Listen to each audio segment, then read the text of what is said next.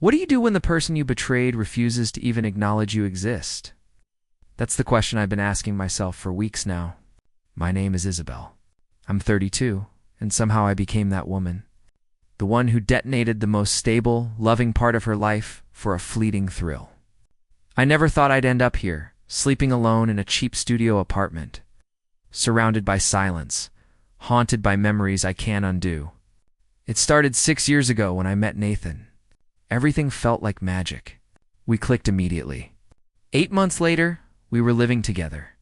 By year 2, we bought a quaint little home tucked in a sleepy suburb. Everyone said we were the picture of happiness. And honestly, I believed them. Nathan was steady, thoughtful, the kind of man who brought me coffee just the way I liked it. He rubbed my feet after long work days. He never mocked my obsession with trashy reality TV. He made life feel safe. But somewhere along the line, the fire began to dim.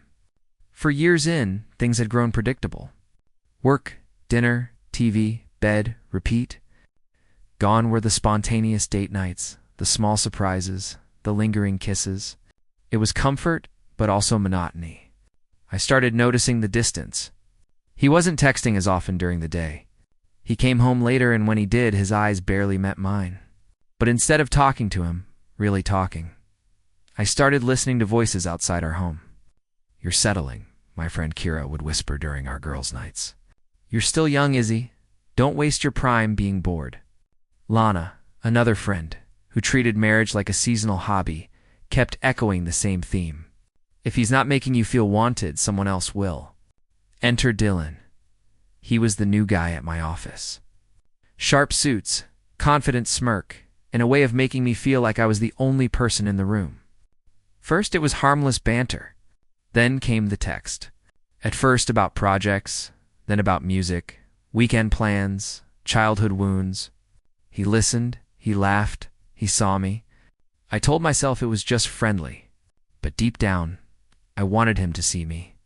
I missed feeling attractive, desired, exciting. The first kiss happened after a work happy hour in his car, with music low and lips too close. I went home that night feeling sick, but also more alive than I had in years. The guilt was there at first, but with every drink, every glance, every night, I worked late.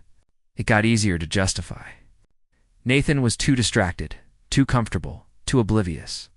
And then I did the unthinkable. Nathan said he had to work late. I saw it as an opportunity. I invited Dylan over her home or bedroom. The same room where Nathan once kissed my forehead and told me I was his forever. I won't describe what happened in detail. You already know. But I'll tell you this. It wasn't love. It was ego. It was selfishness wrapped in wine-stained sheets and dimmed lighting. And part of me, some broken, stupid part, wanted to get caught.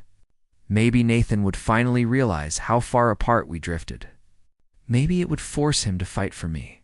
But he didn't fight. He disappeared. That night, he came home early. I didn't even know. Dylan had already left. I was cleaning up, erasing lipstick from wine glasses, fluffing pillows we had no business lying on. When I greeted Nathan with a kiss, he flinched. "How was work?" I asked, pretending everything was normal. "Fine," he replied. One word, no emotion. He didn't eat dinner. Didn't sit beside me on the couch. Slept in the guest room. The next morning, he looked at me like a stranger. "I want to break up," he said, staring at his coffee mug. "What? Why?" I asked, panic rising. "I just do. You need to move out by next week." And that was it. No yelling, no confrontation, just silence. Ice-cold silence that screamed louder than any fight ever could. I begged him to talk. He refused. I cried, called, texted, nothing. I reached out to our friends. Most of them stopped answering. Even his sister, who once called me her bonus sibling, was cold and distant. "Are you seriously asking what you did?" she snapped, before hanging up. And suddenly it clicked. He knew I didn't know how. Maybe he came home earlier than I thought. Maybe a neighbor saw Dylan's car. Maybe he just felt it, but he knew. And worse, everyone else seemed to know too. The next time I saw Nathan was the day he came to grab the rest of his things. I stayed against his request. I needed to understand. I needed him to say it out loud. And he did. I saw you in our bed with him. I tried to speak, but nothing came out. That wasn't a mistake, he said. That was betrayal, I begged. I offered therapy, apologies, explanations. You didn't talk to me when you were unhappy, he said, eyes hollow. You just replaced me and now I'm done. He walked out just like that. Years. And I was left alone with guilt, shame, and the realization that I had burned down the only person who ever truly loved me. Jake. Yes, Jake. Now, not Dylan anymore, because even his name began to feel like poison. He kept reaching out, wanting to see me, start something official, as if we were Romeo and Juliet. I blocked him. Kira, my party girlfriend, let me crash for a few weeks. Even she flinched when I finally admitted the whole truth.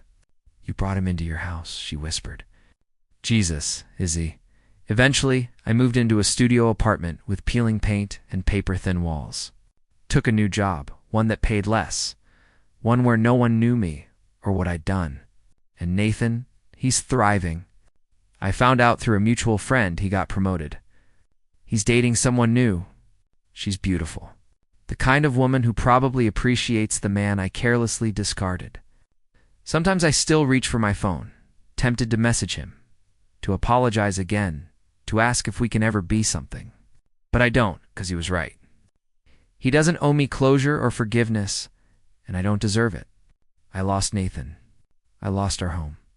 I lost our future. And for what a brief illusion of being wanted by someone who never really knew me. The worst part isn't the loneliness. It's knowing I chose this. I made this bed and now I sleep in it alone.